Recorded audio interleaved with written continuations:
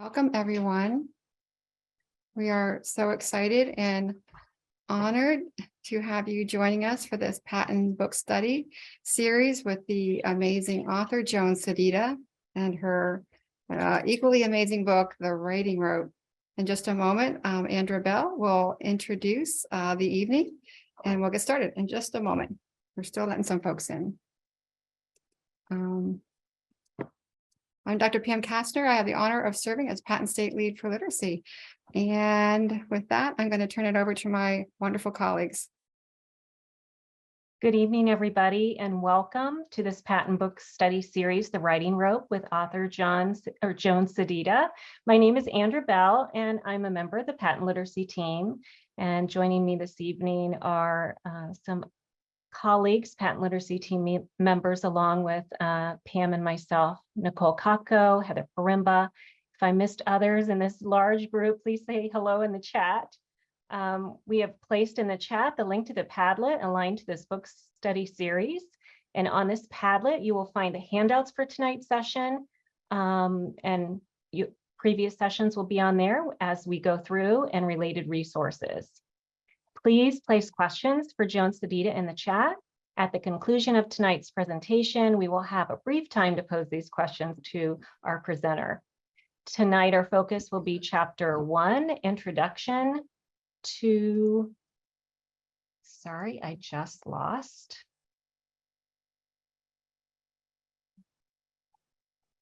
Introduction to the Writing Rope, and Chapter 2, What do we know about effective writing instruction? And I'm honored to introduce our esteemed guest, Joan Sedita.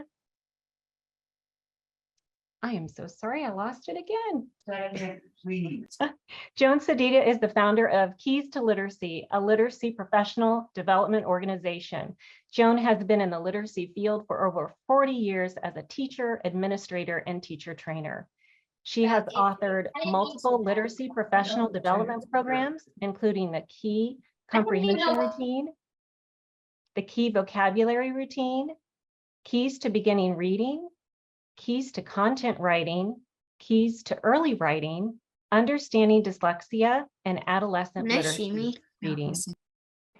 Beginning in 1975, she worked for 23 years at the Landmark School, a pioneer in the development of literacy intervention programs. As a teacher, principal, and director of the Outreach Teacher Training Program at Landmark, Joan developed expertise, methods, and instructional programs that address the literacy needs of students in grades K through 12. Joan was one of the 3 lead trainers in the Masters for the Reading First program and was a letters author and trainer. Joan received her Master's of Education in Reading from Harvard University and her BA from Boston College. And before we start, I just want to remind everybody to mute themselves. And Joan, throw it to you. Thank you so much for being here with us this evening. Thank you, Andrea and Pam, and everybody at the PaTTAN group for giving me this opportunity to talk about something that is like very dear to my heart. So welcome. This is the first in a series of 5. I hope all of you who are on tonight can join me for the rest of them. And if you can't, these are all being recorded, which is wonderful. So just as a reminder, our meeting dates are pretty much Wednesday evenings like this. We're going to skip Thanksgiving week, so we have 5 of them. While this slide is up, if you don't have the book from Brooks yet and you want to purchase it, they are offering a discount code for anybody who joins in on this book study. So if you just go to the Brooks website to order and use the code that you see there, you'll get 10% off and free shipping.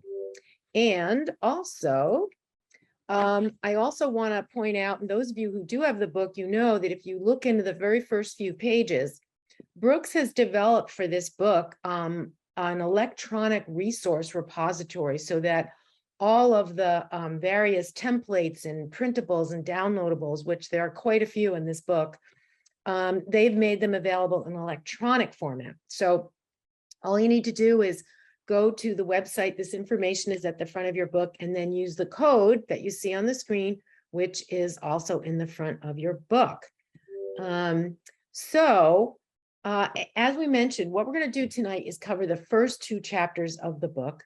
And, I often feel like something like this, it's not a true book study, right? In the sense that a real book study, you have a small group of people sitting around who've read a book together and they're sharing their ideas and their thoughts. And it's kind of hard to do that. I see we're up to over 300 right now. So, a lot of this is really going to be me debriefing and highlighting certain pieces from the book with you. And then, of course, we'll save some time at the end for question and answer. But anyway, you can see how we're going to break the book out across the various meetings in the coming month or so. So let's dig into chapter 1, which is really an introduction to the book, but more importantly to the writing rope, which is really kind of at the center of the book, right? It's what this was built around. So at the risk of reading some things aloud here, I felt like there was some wording from the introduction in the book that really helps highlight for you why I wrote this book, like the purpose of it. So you can follow along. The ability to write is as essential as learning as the ability to read. And I have a quote from Graham and Perrin in one of the writing research reports, and we'll go over some of the findings from those reports in a few moments. But because I think it sums it up very well, writing is not just an option for young people, it's a necessity. Along with reading comprehension, writing skill is a predictor of academic success and the basic requirement for participation in civic life and the global economy. All students need to become proficient and flexible writers. So we all know that it's important. I don't think anybody doubts that, right? But it's often neglected.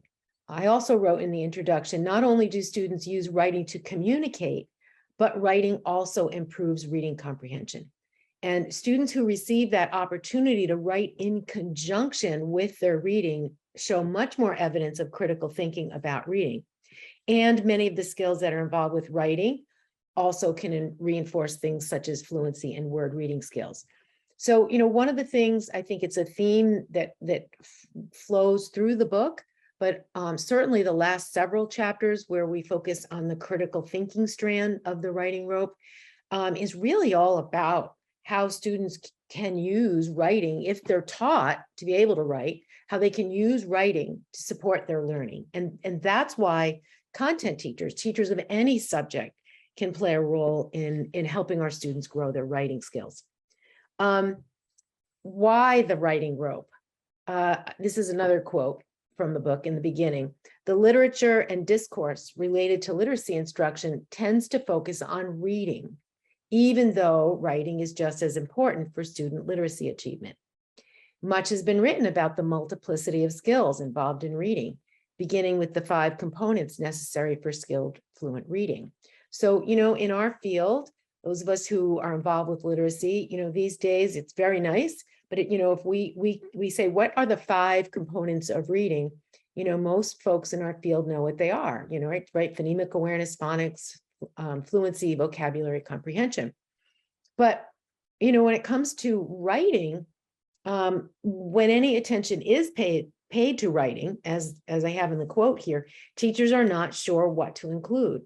Many educators who are very knowledgeable about reading instruction are not able to identify the components of skilled writing. And so that's really the kind of the goal and the purpose of the writing rope framework. So why this book, and sort of how did it come about? It was noted early in the introduction about my history. I had the wonderful opportunity at the start of my career to work at a school for just students with learning disabilities, dyslexia, the Landmark School in Massachusetts. I started there in the mid-70s when it was only a couple of years old, and had the wonderful opportunity to every year work with over 500 students across all age spans who had difficulty with reading and writing. And that's where I first realized that writing does not come naturally to lots of people. And it's through that work in the beginning years with students who struggled at a point when there wasn't very much research about what effective instruction was, that I really started thinking about What are the specific skills we need to teach these kids? And even with some of my high school students realizing, my gosh, we have to go right back down to the individual sentence level, and that our instruction needs to be explicit. So that's where I sort of began my journey with reading, but also writing. Where I work now, the company that I founded 15 years ago, Keys to Literacy, we go all over the country training teachers. And I'd say maybe 8, 9, 10 years ago, we started putting together some of our trainings around helping teachers know the best way to teach writing to students. And that led to a bunch of workshops and so on and so forth. And back about 5 years ago, I started feeling like we needed the equivalent of Hollis Scarborough's reading rope, right? That teachers, it's not, writing is not this monolithic thing, that it has some components, and we need to teach them individually. We can talk about them the way we're going to do that now tonight, and the way they're organized into chapters in the book, right? But ultimately, it's about students building skills in all of these areas, all of these components, but then more importantly, being able to pull them all together and integrate them in order to effectively write. For a while, I had this little metaphor that I used for a long time of a wagon wheel, thinking about these components as like spokes in a wheel. And, you know, we all know that if 1 or 2 of the spokes are broken, like the integrity of the wheel, it's just not going to hold everything up. But I wrote a blog post in 2019 where I sort of ditched the wagon wheel metaphor and decided to kind of, with a nod to the reading rope, use that metaphor. And then I wrote about it in a blog post, and the IDA, International Dyslexia Association, picked up on the graphic and asked if they could put it in their series of infographics. And then one thing led to another. And a little over a year ago, Brooks Publishing asked me if I would write a book about the writing rope. They thought it would be 5 chapters, 1 for every strand in the rope, but there's a whole lot more. So we ended up with more chapters. Who is it written for? Educators, obviously, who are seeking to learn about research-based and effective instructional practices. I think it's for educators who need some sort of a framework that they can use to help determine if the writing curriculum that they're using, does it cover everything that it should, right? If they're looking to vet programs to bring in around teaching writing, it gives a framework to sort of look at those programs and decide, is it covering all the components that it should, right? But I also feel like writing instruction in some ways is similar to comprehension and vocabulary instruction, in that really the best way to teach it is for the teacher to have the background knowledge about effective practices that we can integrate into whatever it is we're teaching and whatever it is we're reading in the classroom. And so I believe that if teachers have that knowledge, they actually don't need a writing program. You know, and that's how I feel about teaching comprehension as well. So it's not a program, it's more literally a framework. Now the publisher decided to, you know, have the target be grades 4 to 8. And I've had a lot of folks in some of the Facebook groups ask me, can some of this be used in the earlier grades or in high school? And the answer is absolutely yes. You know, as you're reading the book, you'll see that some of the chapters around sentences and paragraphs, you can begin that work in the primary grades. In fact, some of the stuff around sentence combining and sentence elaboration, that stuff we can do through oral language with our youngest children. So you certainly can go down. And then for our older high school students, so much of what's in here can be appropriate for that as well. With this slide, I wanted to show you the original graphic that I'm as a hobby, I'm not a good artist, or I like to watercolor and draw. It's not good, but it's fun, right? And so one night when I was going to write the blog post about this to explain the strands in the rope, I kind of doodled and drew this little rope. It's not nearly as nice as the one that the folks at Brooks Publishing put together, but it is the original one. And it's funny, I had somebody the other day ask me why the rope is joined like a spiral instead of braiding. And I honestly can't tell you. It doesn't matter to me. All I know is that the strands have to work together tightly like a good rope. So, but what I thought I would do is just kind of hit the mountaintops of the strands in the rope, which happens in the beginning of the book. There's a couple of paragraphs about each one.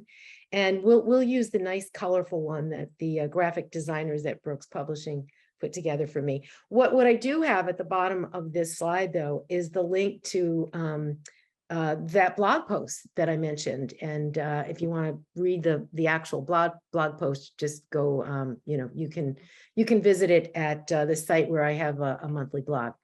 So let's hit the mountaintops of each of the strands as I kind of walk you through my thinking about where I put certain things. I also will have folks say to me sometimes, oh, why did you put this under this strand? Or, why is that over? I would have put it over here. And there's no, I mean, if you want to think about things in a different way, I go ahead, be my guest. This represents my thinking. So, so the very first strand, the critical thinking, this is where I think most of the skills and strategies that are associated with writing to learn fall, right? Or writing to sources. If you think about those high stakes assessments that we see on a lot of state tests where you're given a prompt, right? And several sources, they might be 2 written sources and a video, and students have to like search for particular evidence or information. And or this is the kind of thing, like summary writing, or in the classroom when the teacher is posing questions and students write out answers. So these are the skills that really tax our cognition, right? Our critical thinking. And there are a lot of them, and they can range from simple things like just showing students how to annotate a text if they're writing about that text. It can include things like note-taking. For those of you who are familiar with my work, I'm a big fan of 2-column notes, which we explore in later chapters in the book. So, this is like all of those skills that are tied to critical thinking. And the last several chapters in the book is where we get into that in the detail. But another thing that I felt would be good tucked in under this strand is the stages of the writing process, which I have this little model for helping kids remember. It's think, plan, write, revise. Common Core standards use slightly different language, and a pair of researchers, Hayes and Flowers, back in the 60s and 70s, started trying to capture the stages of the writing process. So whatever terminology you use, this is the place where we want to make sure that kids are aware that there are stages and we can't skip any of them. And that the more effort we put into the thinking and the planning stages, the better our writing is going to be at the writing stage. And the more we put emphasis on our revision, the better our writing is going to be. And a lot of that involves critical thinking, as well as a lot of strategies that you need in order to gather that information, again, like the note-taking, for planning the structure of your piece, which is where graphic organizers come in. So that's the critical thinking strand. The next one, I put it right under that because I think it just doesn't get enough emphasis, but it is, in the end, the core. It is the basis of all writing. If we cannot write a good sentence, then everything else falls apart. And so the fancy word for that is syntax, or syntactic awareness, which means building that awareness of the grammar that rules one's language, the order that we are allowed to put words in sentences. But it's also about sentence elaboration. A lot of students, after they get beyond grade 3, they keep writing in these very short, simple sentences. And so instruction that we give to purposely help students in an explicit way expand their sentences, make them longer, make them more complex, right? So that's the syntax strand. The third, text structure, there's actually quite a few things that I've put in under here, sort of levels, right? And if we start with the biggest, the broadest level, that would be the text structure of major types of writing or genres, right? If we borrow from the Common Core and a lot of other state standards, usually the first three standards, right, are about opinion or argument writing, informational writing, narrative. So what is the same and what's different about the structures? What do students need to know about how they're going to vary their organization from an informational piece versus an opinion piece, right? And that includes things like introductions. What are they? How do we write them? What are parts of introductions, like hooks and leads? And how does an introduction where you're stating your claim in an argument different from an introduction in an informational piece, or the beginning part of a narrative where we're introducing a character or a setting, right? So that's like one of the big text structures. Next down is paragraph, which to me, together with sentence level, is again a basic building block of writing. And so many of our students, including our oldest, have no clue about what a paragraph is. They just write and write and write, or maybe they'll skip a line every once in a while, but there's no rhyme or reason to it. And I truly believe that part of the issue with this is a comprehension issue as well, because the whole purpose of a paragraph, and we get into this in one of the later chapters a bit more, but the whole purpose of a paragraph is to say, all right, we're writing about some topic here, like it's multi-paragraphs, but it's all about one topic. But what we need to do when we start to shift saying something about our topic, when it's time to move from one main point to another main point, what we need to do to shift for the reader to help them understand the organization of what we're trying to write is we need to create these breaks through paragraphs, and every paragraph should signal a new main idea. But there are many students who don't get that concept of what a gist or a main idea is and how that is different than the supporting details. So that's a lot of what happens around teaching students paragraph structure. The third thing that I tucked in under the text structure strand is patterns of organization. And that includes, the 5 basics: description, sequence or chronology, cause and effect, compare, contrast, and then problem and solution. Now, these are patterns that, depending on the purpose of our writing, or the goal or the task, right, we might need to do something that describes more than we need to compare and contrast. And that can happen within a single paragraph. You can have more than one within a single paragraph, right? But you could also take one of these patterns of organization and have it drive an entire multi-paragraph piece. And then the last piece, which is very connected to the patterns of organization, right, are transition words or linking words. This is the smallest level of text structure that I have in here.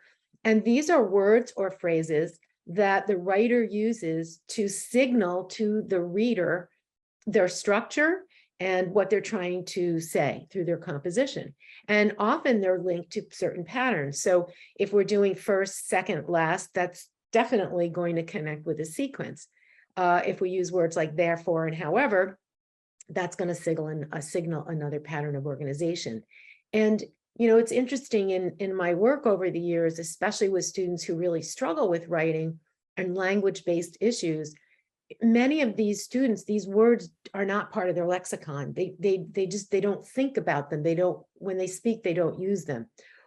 Really efficient writers, who writing comes fairly easy to, even when they're writing their first drafts, they're like pouring these transition words into their writing.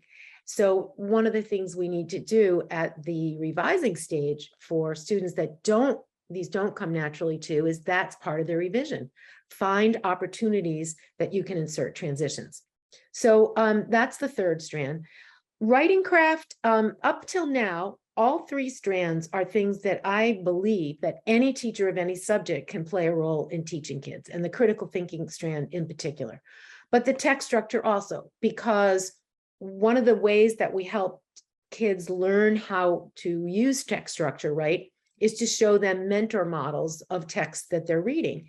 And so if you're in science or whatever the subject, whatever you're using to read, you can take a moment or two to have the kids unpack the structure and then flip it in terms of thinking about, all right, how do I apply that to my writing? So the first three, certainly any teacher can do. This fourth strand, the writing craft, does tend to be the purview of the English or the ELA teacher or the writing teacher. And what did I put under here? Certainly word choice. It's a real craft. These things are sometimes also referred to as writer's moves or techniques. This is where I decided to put awareness of task, audience, and purpose. Many of you may know that as the acronym TAP. Good writers, quality writers, right? They're always thinking about those three things. And in particular, they're thinking about their audience, because being aware of your audience is going to help you make a lot of really important decisions. So, and a lot of that rests on the craft that you're able to use, which is also connected to literary devices. So decisions that get made around how you might use dialogue or how you might use figurative language. There's a whole host of literary devices. So that's the writing craft strand. And then the last one is the transcription.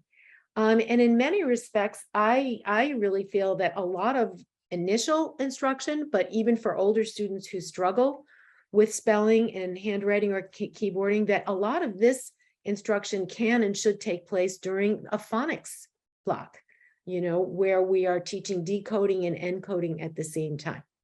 So that's the sort of fastest review of the writing rope that you'll probably ever get. And with this slide, I want to bring up something that for those of you that have the book, you'll see these throughout. When Brooks asked me to do this, I really felt like, yes, I do want to make sure I bring in links to the research, but I'm somebody that lives in the trenches, right? I mean, I've taught college courses, but I'm not a professor. I'm not a researcher. You know, I live in the trenches helping teachers make connections, right? And so I asked if I could put these little connect to the classroom, and they came up with that little visual for it throughout. And at first they weren't sure, but they said yes. And so what I'm going to do tonight and in our other meetings is sometimes when I wrap up a piece, I will just remind us of some of the connect to the classroom questions or reflection tasks that I've given you. So in this case, I posed the question, does the writing curriculum used in your school include instruction for all 5 components of the rope? Which writing component do you feel most confident teaching? Which areas do you want to learn more about? I know we have a lot of people on tonight, but if any of you feel comfortable about jotting your responses in there, that would be great. I'm sorry, into the chat, so we can just see how you responded to that. With this slide, I just wanted to bring us back again to this topic of content teachers playing a role. This is a quote. I also forgot to mention, if you see page numbers down on the bottom of the slides, that just links to the page numbers in the book. So I had this little quote on page 6. Content writing is a way to promote and deepen content learning. When students write about what they're reading and learning, they're thinking on paper. As they write, they concentrate on the information and ideas they're learning and make connections to their existing knowledge. Writing about content also helps students clarify and organize their thoughts and solidify the material they're learning and place that learning into their long-term memory. Now, you know, sometimes when I'm doing some training around this, I'll pause here and I'll ask everybody, I'll ask the question to you. How many of you write a list out before you go grocery shopping? Right? And yeah. And how about if you forget the list at home? Doesn't the fact that you wrote the list, and, you know, some of us write, we just make a big list. Some of us get, you know, kind of organized and we group our list by the frozen foods in one part of the list, right? And the vegetables in another, right? But it doesn't matter. The fact of the matter is that whatever thinking we did on paper about what we need to buy in the store, it's sort of seared in our memory. So even if we don't have it any longer, it helps us think through what we need to buy. And it's a very simple example, but I think it gets to the heart of this notion. And this is why content teachers, we've got to convince them to play a role in this, because we need them. There's too many kids that can't write. So, like one period a day with ELA isn't going to do it. But also, if we can convince them that if our students learn to write better, they're going to learn our content faster. Now, in this chapter, I also, or in the area around content writing, share 3 kinds of content writing tasks. Quick writes, these are things that are done really quick, right? Think about this, if I'm in 6th grade and I have 5 main teachers, and if every one of them does 3 quick writes a week, I'm going to do 15 quick writes, which is going to build my fluency in writing. Then there's the content learning tasks. These are things that take maybe 1 to 3 sessions. And by sessions, I mean either classroom time or maybe homework. And these are the things that content teachers really should be doing a lot of, having kids write summaries, having them take notes, these sort of longer tasks. And then ultimately formal writing tasks, which is what we associate more with research. So, what I find in my work in training teachers in schools is that most content teachers are afraid to bring in too much writing. They don't know how to teach it. They maybe aren't good writers themselves, right? They're afraid they're going to spend their weekends grading papers, right? But I think if we can convince them that these quick writes are something that are easy, they don't have to be graded, it's a great way to get more writing happening in our content classrooms. And so the question posed in Connect to the Classroom here is, how often do you assign things like quick writes, middle of the road content writing tasks, and then those formal tasks?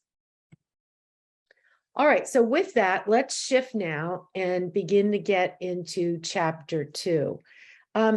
As I was planning for tonight, these 2 chapters, they're really setting the stage. So we don't get into hands-on like activities and things that you can do that we get into in the later chapters. But I also think it's important for us to set the stage like this. And one of the first things that I do at the beginning of this chapter is make you familiar with the research that's out there. Now, it is absolutely true that we do not have nearly as much research as we do about effective reading instruction. But when I hear people say, oh, there's nothing or there's very little, that's not quite true. We do have, especially within the last 20 years, some things that have been done. And a lead researcher whose name you're going to see all over these is Steve Graham and his wife, Karen Harris, that he often tends to be the lead on these. But we have 4 major research meta-analyses reports that sum up that research. And I strongly encourage you to, all you have to do is Google these and they'll come up and you can read these reports for free. And what's wonderful about them is they not only synthesize the research for you and put it into recommendations or sort of lists of what come up over and over again as effective writing instructional practices, but some of them, especially the 2 IES reports, they'll actually kind of they do these things where they say, and what are the barriers that might come up? What are the issues that might come up? So they're very practical. What I'm going to do is in the next few slides, just hit the mountaintops of each of these, because I do think when I wrote this, I didn't want this to sound like a college textbook. I didn't want it to be off-putting the way if you read a research article can be, right? Because like I said, like I live in the trenches. I want teachers, I want this to be easy for them to make the connection to their classrooms. But I do believe we need to be aware of the research and of the new and changing research. So what I'm going to do is give you sort of, again, a very fast tour of some of these findings. So this is an Institute of Education Sciences report. They focused on all the research related to writing in the elementary grades. And what were the 4 outcomes or 4 major findings? Number 1, we have to provide daily time for students to write. In order to get fluent, they just have to write a lot. Now, it's not enough. They're not going to just by writing a lot magically figure out how to write. We have to provide explicit instruction, but they do need to do more writing. And that's where things like those quick writes can come in handy. Number 2, We need to teach students to use the writing process for a variety of purposes. That gets to that chapter in the strand that has the critical thinking, where I put in under there the think, plan, write, and revise. We need to let them know what those stages are. Also that they're recursive. We sometimes run through them several times. And that we need to teach the very specific strategies that are needed at each one. So at the planning stage, we need to teach them strategies and graphic organizers to plan, for example. Third finding, and this gets to that transcription part of the rope, with the exception of the sentence construction, students have to become fluent with handwriting, spelling, and or keyboarding as they get a little older. If our students after grade 3 are not fluent in their spelling and in their vehicle for getting it on the page, whether it's handwriting or through typing, they're going to spend so much energy on that part, the transcribing part, that it takes away from their energy for the critical thinking part, for their composing. And we know that there are lots of students who, because they can't spell a word, they don't use it. And that's really sad, because they end up using less efficient, less colorful language in their writing. So we want to make sure that that becomes fluent. And then tucked into that one, they've also got sentence construction, which is about that syntax strand in the writing rope. And then the fourth one, a lot of things sort of fit in under here, but they describe it as creating an engaged community of writers. And this includes everything from making sure that we find opportunities at every stage of the writing process to enable students to collaborate with their peers and with the teachers. Part of the research about engagement and motivation in writing, this is one of the things that we know can make a difference. If you think about it, writing is like a social act. We're trying to communicate. And so if we have an opportunity to let kids work with each other, it's going to be more motivating. But this also includes things like making sure that the students, especially the younger ones in elementary grades, view their teacher as a writing partner. So if we can find situations where we're doing shared writing tasks, where the students are working together and we're all deciding what do we want our topic sentence to be, and the teacher writes it out on the board and we interact that way. It's also creating a safe space, because writing, a lot of people don't feel comfortable about it, right? And so making sure that it's a place that we celebrate writers, and that we all know we can improve our writing. So that was the first IES report. The next was the secondary. And here's their major findings. Number one, explicitly teach appropriate writing strategies. And this needs to be at every stage of the writing process.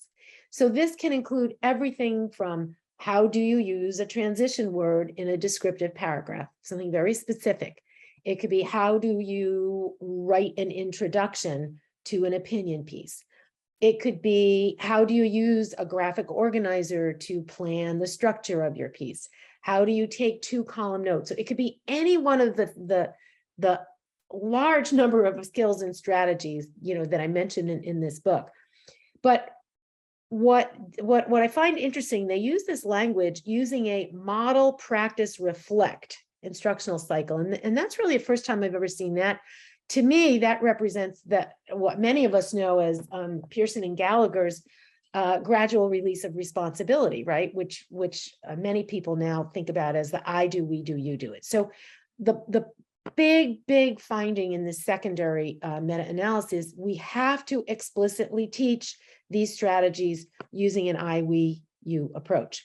Second, that we must be integrating writing and reading to emphasize key writing features. And it's this thing of it's a yin and a yang, right? They go together, like encoding and decoding go together. And so if we can have students notice the features in the text they're reading, how did they use a heading? How did they insert a graphic, right?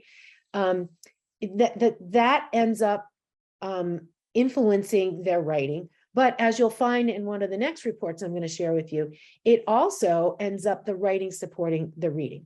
And then finally, the third one is use assessments of student writing to inform instruction and feedback. And what this is emphasizing to me is that every student has a different set of strengths and weaknesses. And I think this is another way that you can use the strands in the writing rope, right? To be able to look at students' writing and say, all right, what strands are they falling down in? Is it the syntax? Is it the paragraph structure? Is it the skills that are involved connecting what they're comprehending from their sources into their writing?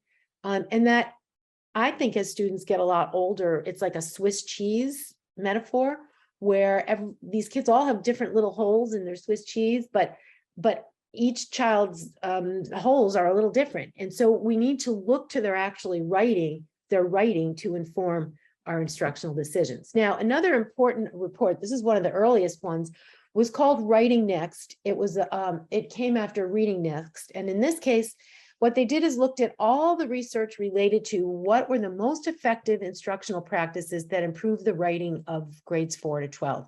They not only identified them, there were 11, but they also listed them in order of most effective. So those that had the highest efficacy, come first. Now, I just want to point out a few things that are in this list because they find their way into chapters in the book.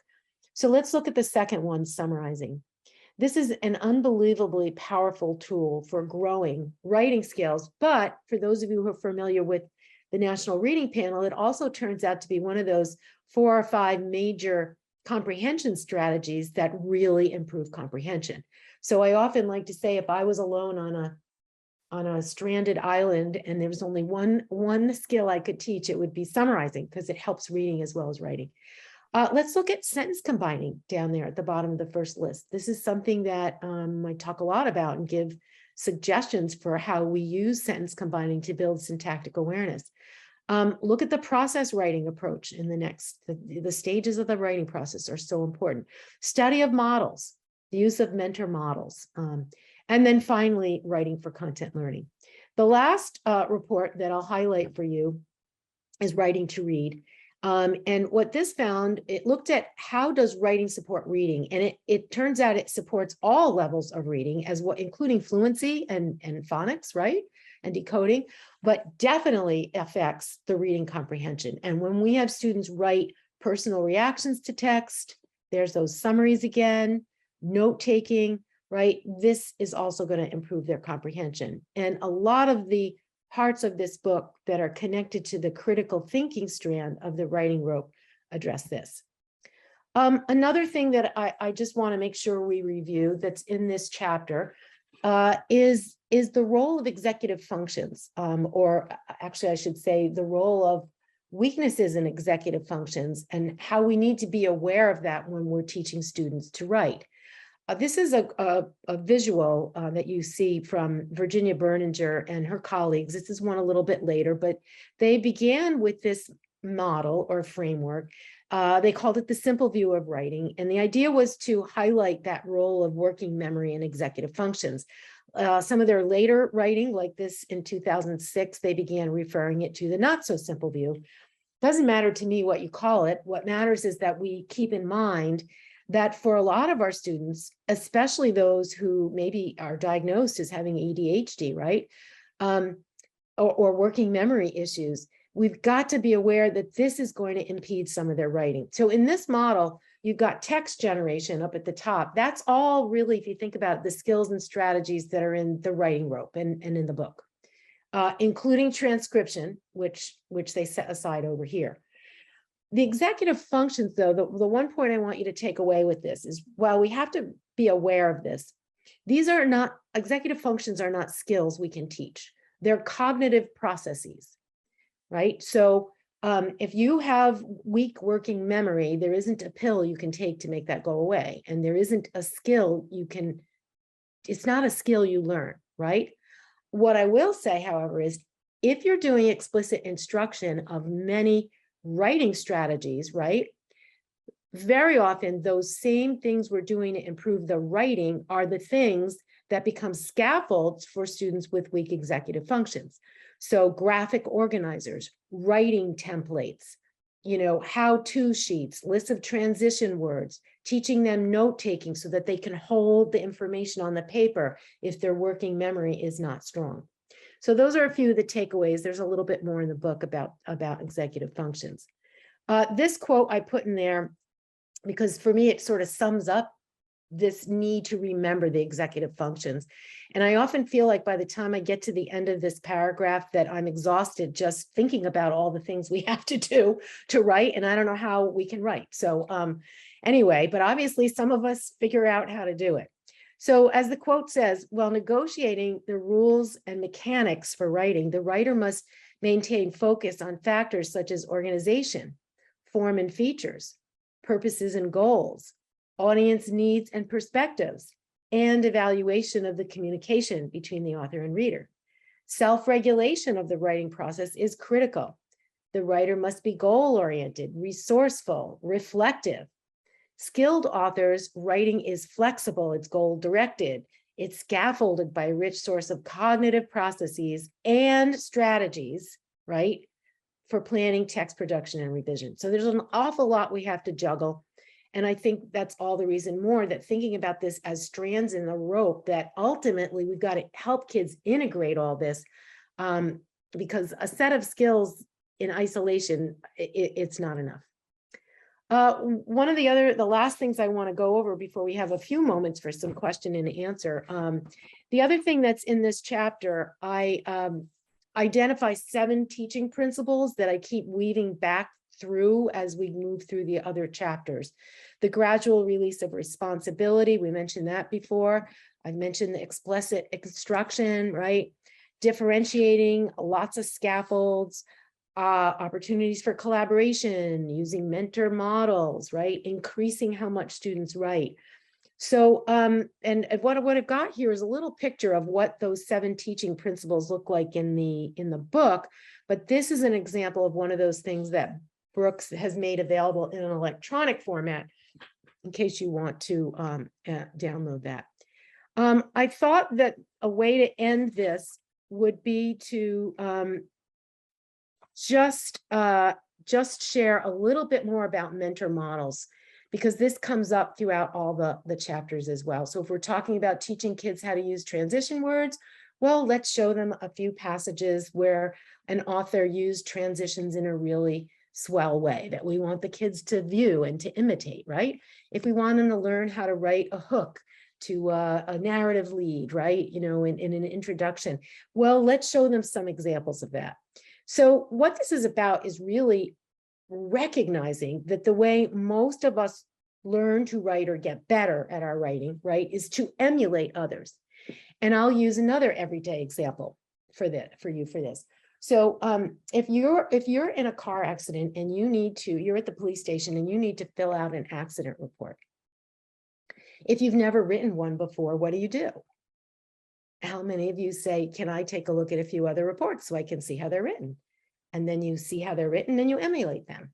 Or if you've ever had to write a letter of recommendation for somebody, right? Or fill out a grant proposal. And that's the idea here. We learn by looking at how others do this. Now, the problem with mentor models for a lot of folks is they get the concept, but they're not explicit enough. And so what happens is they might say, look at this great example of this article that was written. This is the way a good informational piece should be written. So now I want you to start writing like this. That's meaningless to students. If, on the other hand, we can pick a very specific, maybe it's a text structure, maybe it's something about style and language, or a move or a technique. That's what we want our mentor models to focus on. And so I thought, within the book, and you've got a picture here of something that's right in the book, I've listed examples of very specific things that you might use mentor text for. But what I wanted to do is show you some examples at both the earliest grade levels and the upper, right? So this is an example. Actually, this is not in the writing rote book. This is in another book I wrote that goes with my Keys to Early Writing training for primary grades. But you can begin doing this with first and second graders, right? So I want you to see if you can figure out what was the writer's moved or writer's craft that all 3, these are 3 different mentor examples, all 3 of them use. What's the same? and we're getting close on time, so I'm going to give you the answer if you haven't figured it out. There's actually two going on. The big one is they're using bubbles to have their characters speak, right? Another one that's used in a couple places is they play around with the shape or the size or the color of some of the words to make them stand out. So now this is an example where you could say to your students, even your youngest ones, all right, in your drawing, I know you are trying to show that these two characters are saying something to each other. How can you mimic this example? But now let me show you one in an upper grades. So there's something called a nonfiction lead or a hook, and there are many different kinds. I've just listed 3 of them for you here, right? Using a quote, posing a question, or sharing a fascinating fact or detail. Now, keep those 3 in mind. And as you look at the 2 examples on the screen, they're both introductions to, and they're mentor text about high school dropouts, right? High school dropout rate. Which one do they use in the first example? And again, because we're running a little short on time, they are using, right? They're using a quote. They're quoting a student. On the second one, what they're using, and again, we have a choice, quote, question, fascinating fact. They are giving lots of fascinating facts.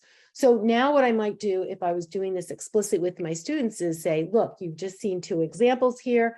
I want you to rewrite your introduction, but I want you to either use a quote or some fascinating facts. So that's about all I wanted to say about that. And I'm going to end this now so we still have a few minutes for question and answers. While we're doing this, I wanted to leave this link up for you. If you find yourself in a situation where you have a small group of colleagues and you want to do a book study for the writing rope, but the more traditional type where you're sharing things back and forth, I have developed a set of questions for a self-guided book study. And basically, you've got the link there. You just go to my Keys to Literacy website. On the front page, I have a picture of the book. You click that and it'll bring you to the study guide. So I think with that, Pam or any one of you, anybody want to start throwing out some questions to me that you've been seeing in the chat? Yes, here we go, Joan. Yeah, some really great questions. So let's start here.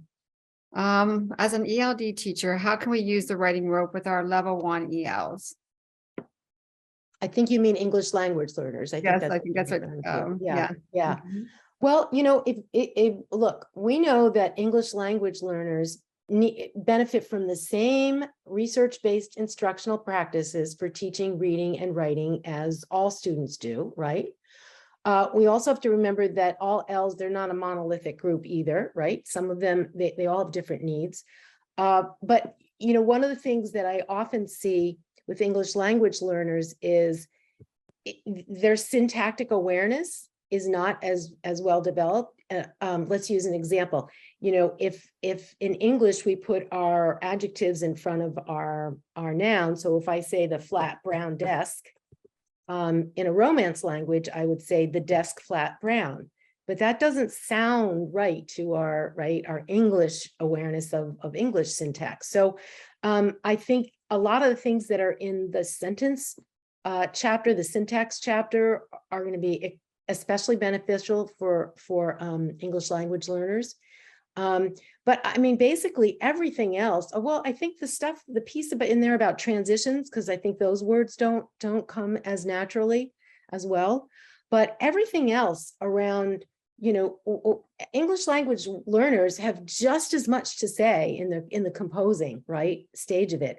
And so they're going to benefit from the same explicit instruction in the strategies for organizing their thoughts before they write, taking notes, using graphic organizers, having an awareness of text structure. I think a lot of the other things throughout the book will be helpful as well for them. Okay, so next question. What about typing? My school is basically totally digital, at least in the English classroom. I know handwriting is connected to the brain and learning, but is writing okay? We do daily do nows where our kids write, but they are typing. All essays and graphic organizers are done digitally too. We also use Actively Learn for all reading and text annotations.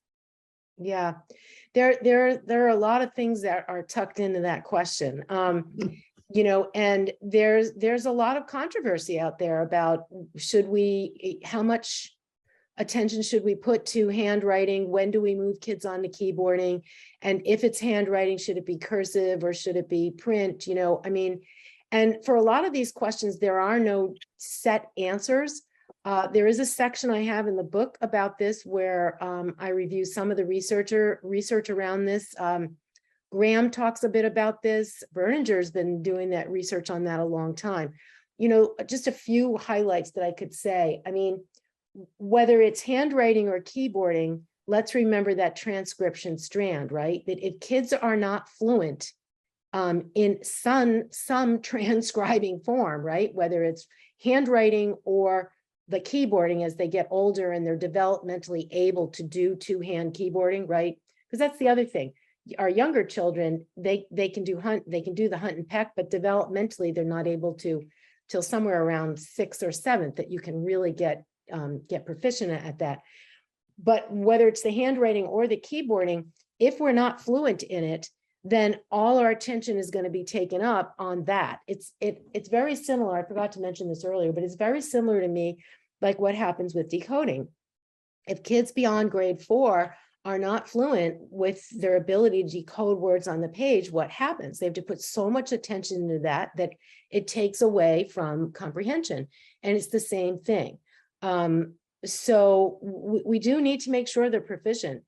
You also see lots of situations where students are doing handwriting throughout the school days and weeks, right? But then all of a sudden the high stakes test comes and they have to do it all using keyboarding. And same thing, now they're not able to share with you what their composing abilities are. So it's a tough one, and there's a lot of controversy surrounding it. There were a number of questions around that. And there was also a question about technology and the impact it's had on writing, both informal and with texting. So any quick thoughts on that? And then I'll continue with just a few more questions.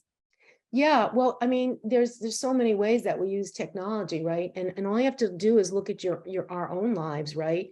You know, when I write books now, it's so much easier because there's word processing. You know, I can cut and paste and I can drag things, and so it allows me to focus again on my composing and my critical thinking and how I want to craft my sentences, and not getting bogged down in that I can't write fast enough. You know, I happen to be a fast typer. So I think for all of us, there are certain advantages. There's also the angle of the adaptive technology, right? So for students who have a real difficult time for lots of reasons, right? Actually, with the transcribing, well, we now have speech to text. So I think there's a lot of advantages to it. There were questions around that too as well. So could mentor models be exemplar writings from students or only from professionals? What's your thought? That's a great question. And the answer is they could be from anything. So yes, save your student work, right? Obviously white out the names, you know, we don't want to, but you know, a couple of other things I want to say about it. Shouldn't just be the finished product. So if you're trying to teach students how to maybe take notes to gather some evidence, give them mentor models of well-written notes. But you can also sometimes show some not so well-written things and unpack them and say, what's missing? Put two mentor models together, one that's written well, one that's not. Have the kids analyze what's the difference. The Swiss cheese metaphor is always a great one. And so there's a question about for students who have similar needs to group them in skills groups or try to meet with them one-on-one. What's your suggestion? Well, I mean, gosh, that's a big question. There's a lot of research out there about, is one-on-one tutoring better than a 1-on-3 or 5? And, I don't have that all at my fingertips right now, but I think in general, we know that if students are grouped with similar needs, then oftentimes, I think they're referring to intervention here, that oftentimes that tutoring can be just as effective with 3 students or 4 students. Where it gets dicey is if they all have different holes in their Swiss cheese. And I think there's, as it relates to writing, the advantage of working with smaller groups rather than one-on-one also is you get that ability for them to be collaborating, which is also another important thing. Question about mentor models and rubrics. How are they the same? How are they different? Do they have specific features? Well, mentor models are just our text, right? And when we use them, oftenly, if we're going to be doing it explicitly, we unpack it, right? We think aloud, we analyze it. But in some respects, that's the same thing that we need to do when we're revising our own work or a peer's work, right? We're looking at it and we're analyzing it. I think maybe the connection that the questioner is making here is that how might you use rubrics to evaluate or analyze a piece of writing?